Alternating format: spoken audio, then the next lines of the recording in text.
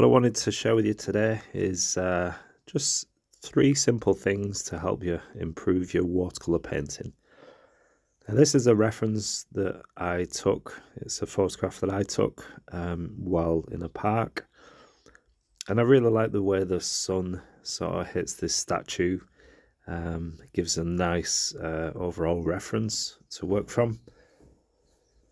So the 3 things that I'm going to be looking at and that can improve your watercolor, and you can carry this over not just from painting statues, but any sort of any subject, is first of all, I've got a nice reference with lots of shadow. So there's a nice sunlight, and for this I'm going to be connecting the shadows together. So I'm just looking at shapes.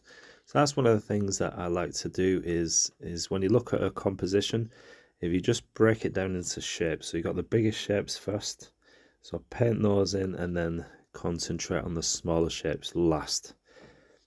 So while I'm doing this in the shadows, the shapes that I'm using, I'm going to be injecting some different colors. So not necessarily the local colors. And what I mean by that is not necessarily the colours that I see in the reference. I'm going to be just putting warm and cool colours in for this. So you can see by the side I'm mixing some red tones, some blue tones, and then just sort of a grey, mixing them all together. So while I do these shadows, I'm just going to pop in either a cool or warm tone. Now the reason why I'm doing this, it just adds a lot more interest to the overall painting. These are just shadows, so they don't have to be a grey or a black. That's something that you want to try and avoid. But if you just mix up darker colours using your primary colours, that often works a lot better and it gives a bit more life to the painting. And you can see all the different tones that I've put into these darker shapes, if you like. It just gives a nicer, more pleasing to the eye sort of look.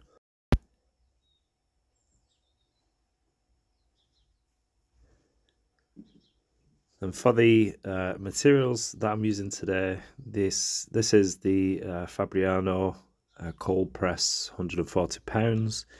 I did get a pack of this. I think there was 50 sheets, which was reasonably priced, something like £25–30 UK pounds.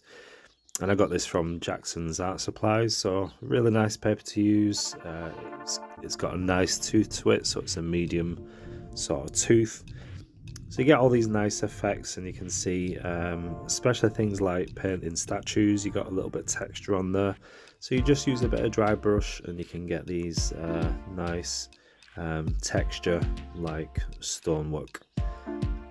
Obviously my palette is Winsor & Newton, so you can see that just off to the right hand side. I do like using these Winsor & Newton professional grade paints. And my brushes, they're the usual ones. I tend to grab what I know, and I often use these. I start off with a squirrel mop. I've got 2 sizes or 3 sizes in that, and then I've got this Da Vinci smaller round, which I do for finer details. So they're not really very small brushes, not very fine. I just like these because they hold plenty of water. So you can see just adding more darker tones, using my more blue and reds, just to get like a nice purpley colour, and just going over a few places just to add a bit more texture and interest with a 2B pencil. I'm just smoothing over where I've penciled in, so I'm just rubbing, smoothing that as well. So I hope this video helps. It's just a really quick study on shadows, colour and shapes.